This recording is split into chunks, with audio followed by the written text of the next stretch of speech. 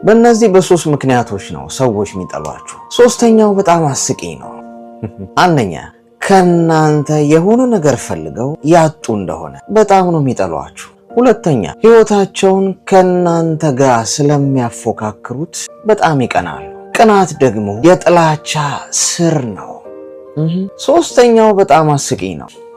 ከናንተ የሚፈልጉትን አጥተዋል፣ እየቀኑባችሁ ነው። ከዛም እናንተን ለመሆን ይሞክራሉ፣ እናም ያውድቃሉ። ያኔ ጥላቻቸው ጣሪያ ይነካል። ሰዎች አምርረው ሲጠሏችሁ አትፍረዱባቸው።